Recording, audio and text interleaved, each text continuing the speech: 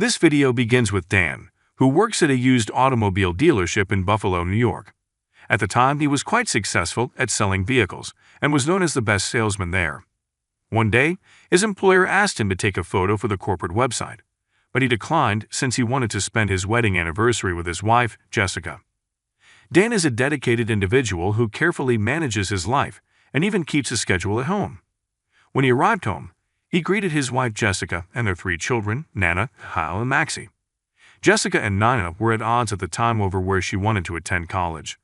Nana had planned to study journalism at Stanford University, but she changed her mind and decided to attend Southern Iowa University with her lover Trevor. Jessica then urged Dan to speak with Nana, but she stood steadfast in her choice. Later, Dan wanted to go out with Jessica for their 18th wedding anniversary and requested Kyle to look after Max. However, Kyle had different plans and refused.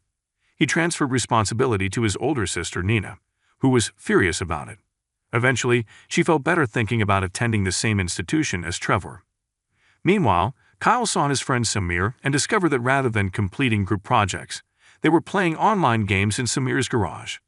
Kyle paid him some money, and it was startling to learn that Kyle is a well-known player on the internet under the alias Killboy with a large following. Now let's talk about Dan and Jessica, who visited an amusement park. Jessica was irritated with Dan because he always kept to his monotonous plans, and she wanted him to take the family on an out-of-town trip. After a few trips together, he promised to arrange a family holiday. Jessica was pleased when she heard this. While they were kissing, a group of teenage males at the amusement park discreetly photographed and ridiculed them. Dan requested that the youngsters delete the photo of them kissing, but one of them accidentally poured his drink on Dan's head. Instead of battling with them, Dan chose to leave the situation. The next day, Jessica went boxing to relieve her tensions as a stay-at-home mother, dealing with a variety of issues, including difficulty guiding her daughter, Nina. While practicing, she accidentally struck another woman named Gwen, who was also boxing. They began conversing, and Jessica apologized for her conduct, explaining that she was frustrated since her husband never invited the family to holidays or spent time together away from the house. After speaking for a while, Gwen had to leave for the airport because she was a tour guide. She handed Jessica her business card and told her she may contact her at any moment if she intended to go on vacation. Meanwhile, Dan and Max were shopping at a store when a stranger suddenly attacked them. Dan quickly defended himself, surprising the entire shop. He paid for his groceries as if nothing had happened, and then returned home, where he kept a secret drawer full of weaponry under the stairs. Worried, he phoned his friend Ian and requested that he create new identities for himself and his family. Dan then took Max to Nana's school. He went to the school magazine editor's room to find Nana, but she was not there. He spoke with a classmate, who stated that Nana had left the school magazine 3 months ago and was hanging out with her friends under the stadium. Dan spoke with his daughter and conveyed his disappointment in not informing him about leaving the school magazine. Nana, who was equally furious, said she fled because her father never read her pieces. He then requested Nina to join him. When he went to pick up Kyle after his chess class, he discovered that he was playing online games in Samir's garage. Knowing this, he chastised Kyle and instructed him to get in the car. Dan hurried to pick up Jessica, who worked at the hospital, after getting all of his children into the car. He informed them that they were going on vacation to Las Vegas, just as Jessica had always dreamed. Meanwhile, a black van began following Dan and his family. When Dan observed this, he attempted to outwit the van and escape being pursued. He drove the car at great speed without informing his family of the predicament. He took the car to his office showroom and lifted it to discover a listening device below. Dan secretly attached the listening device to the car that his coworker was about to test. He then advised that his coworker drive the test vehicle at high speeds to determine what was wrong with it. The folks in the black van who were watching Dan's car were duped and chased down the car driven by Dan's coworker. Dan resumed their drive to Las Vegas as things seemed safer. When Jessica was preparing to post images from their trip, Dan collected all of their cell phones and flung them beneath a bridge. He didn't want to use any communication gadgets over the holiday, since he was concerned that they would be tracked. Dan attempted to obtain a map for their trip at the American Automobile Association office. The officer at the office was apprehensive since Dan refused to pay with a credit card.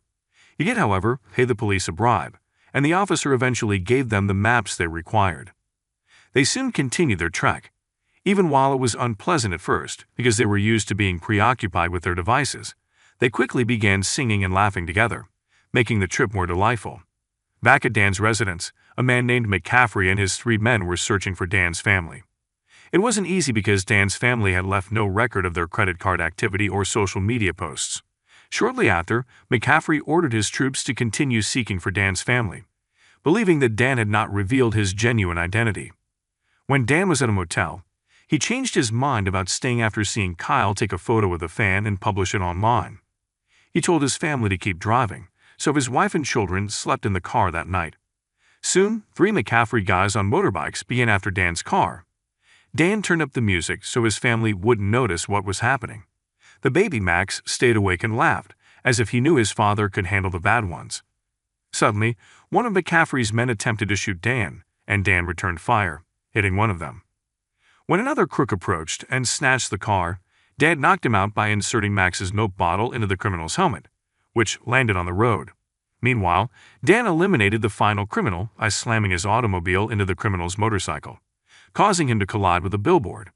Jessica awoke after hearing the explosion, but Dan lied, claiming they had hit a pothole. Dan had been driving all night and chose to rest at a plantation, but as he was ready to fall asleep, Nana awoke and realized they were in Waidave.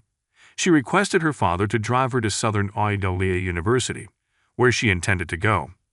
After considerable argument between Jessica and Nana, Dan consented to drive Nana to campus. While walking in the campus park with Nana and Max, Kyle said that their family appeared to disapprove of her relationship with Trevor because he had changed. Kyle stated that he preferred the old Nana, who was friendly with their family. Nana smiled and praised her younger brother for caring so much, as she had not expected him to. Meanwhile, Dan listened to Jessica tell about her time as a pole vault athlete and how she had to give up her goal due to a leg injury. Dan wanted to talk about his own background, but he changed his mind when he observed a strange man with a luggage. He approached the man, who happened to be a corn seed businessman from Germany, looking for his daughter on campus. When they drove by the laboratory, Dan didn't believe the man's statement, so he spoke with him in German to ensure he wasn't one of McCaffrey's men. Jessica, shocked that her husband could speak German, exited the corridor. Dan eventually believed the man after he showed him his luggage full of maize seeds. At the same time, one of McCaffrey's men attempted to shoot Dan. Dan swiftly entered the laboratory, and they got into a fight. Dan defeated McCaffrey's soldiers. On the other hand, Nina was staying in the dorms at school when she unintentionally went into Trevor's room. She was surprised to discover him with another girl. When Nina realized that her boyfriend was cheating on her, she resolved to teach Trevor a lesson and end their relationship. Nina eventually joined Dan's family on their trip to Las Vegas. When they reached Colorado, Nana took over driving from her father. She apologized to Dan for leaving her school magazine behind and pledged to return to her role as editor. She also thanked Dan for not informing Jessica about this. After spending the night in Colorado, Dan phoned Audie and scheduled a meeting in Las Vegas to obtain his family's passports. Dan was going to tell Jessica about his background at a restaurant when Kyle approached him to discuss why he preferred to be an online gamer. Kyle claimed that he lacked confidence in the real world, but felt joyful when he played games as Killboy, because so many people admired him. Kyle also attempted to persuade his father that playing games required brains and quick reflexes. He challenged his father to a laser shooting game on the premise that if he won, Dan could not stop him from playing games. If he lost, he would cease gaming. Dan agreed, and they proceeded to the laser shooting game section. Kyle had no idea that Dan was a competent weapon user, and he easily won the game. This made Kyle sad, but Dan tried to cheer him up by hugging him. When Dan and his family landed in Las Vegas, they went to their hotel rooms. Dan then met Augie in the pub to obtain their new passports and plane tickets to Vancouver. Dan later went to the room and prepared for dinner with Jessica, ensuring that he had some weapons on hand in case. Before departing, he instructed his children not to leave the room or open the door for anyone. Kyle, Nina, and Max, on the other hand, sneaked out of the room to visit the hotel's online gaming area. Meanwhile, one of McCaffrey's men saw Dan and his family in Las Vegas and reported it to his boss. Kyle returned to the gaming area and met Ren, a professional gamer who encouraged him to join other gamers at a restaurant. Dan attempted to convey his past to Jessica, but because the waiter talked in French, Dan responded in French, unwittingly sharing his narrative with Jessica, who couldn't understand him but still applauded him. Kyle was about to start playing an online game when Ren requested him to take his spot, as Ren wanted to approach Nana. They had no idea McCaffrey's men were keeping an eye on them from afar. Jessica and Dan returned to the hotel after finishing supper, unaware that their child had gone missing from their room. Around the same moment, a few of McCaffrey's men entered the room and attempted to harm Dan. Dan used his skills to paralyze two of the attackers, but he swiftly dropped his weapon when McCaffrey's assistant, Kukin, seized Jessica captive. Dan saw a chance and flung a knife, striking Kukin in the eye and rescuing Jessica. Jessica quickly went to her children's room and realized that Nina and the others had departed. She started to look for them at an online gaming site, blaming Dan for withholding things from her and even said she didn't want to see him again. Meanwhile, Kyle won the online gaming battle and was named the game's MVP. Shortly after, Jessica and Dan arrived at the gaming area to pick up Kyle and the others. Dan finally revealed his past as a covert killer who had escaped from his organization to begin a new life as an average citizen once they were in a secure location. Since then, he has been hounded by McCaffrey and his men, who want to kill him. Kyle and Nana laughed when they heard the story, but then gunshots were fired at them. Dan promptly took his family to seek shelter in a casino. He tried to incapacitate McCaffrey's men, but his rounds were ineffective because they were wearing bulletproof vests. Dan soon continued to divert McCaffrey's men's attention, eventually defeating them. Following the incident, Dan revealed to his family that his real name was Sam. He had served in the military and was recruited by McCaffrey for a special mission to remove criminals beyond the reach of the law. However, when he learned that McCaffrey was only employing him to kill people for a large charge, he chose to leave. McCaffrey then began tracking him down. As a result, Sam issued new identity passports to his entire family. But Kyle and Nana were furious since they felt Sam had ruined their life. Jess was upset and felt betrayed after 18 years of marriage to Sam. So she phoned Gwen to plan a vacation away from Las Vegas. When Jessica and her children met Gwen, they were startled to learn that she had prepared a private plane for them. On the plane, Gwen told a story about her ex, who lived in Buffalo and married someone else. Hearing this, Jessica felt concerned that Gwen was referring to Sam. When Jessica arrived at their destination, she prepared to accompany her children, but they were abruptly accosted by McCaffrey. Gwen had unexpectedly tricked Sam's folks into handing them up to McCaffrey in exchange for Sam's return. McCaffrey then kidnapped Jessica and her children and forced Sam to meet him alone in a casino. Soon after, McCaffrey phoned Sam and threatened to harm Sam's family if he did not follow his directions. When Dan arrived at the casino, McCaffrey's men were using a drone to monitor his approach.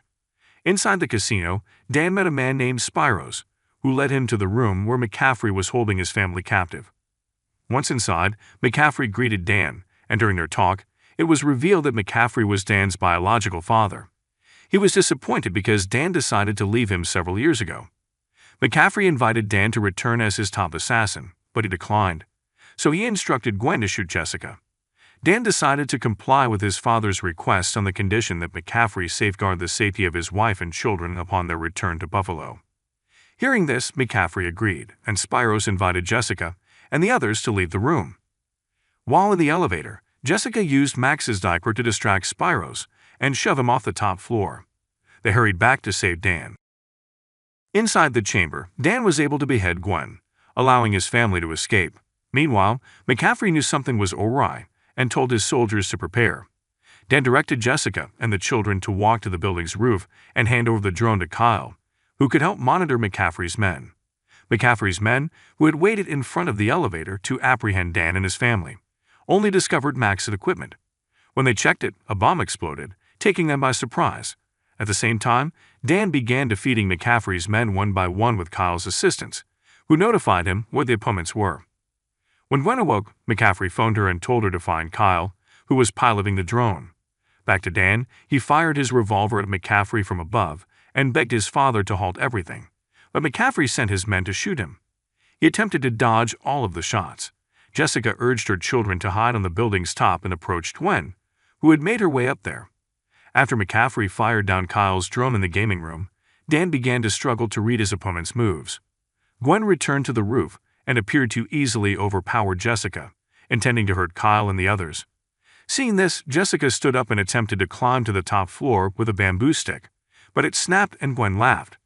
Soon after, Jessica grabbed a broken piece of bamboo and flung it at Gwen, accidentally killing her.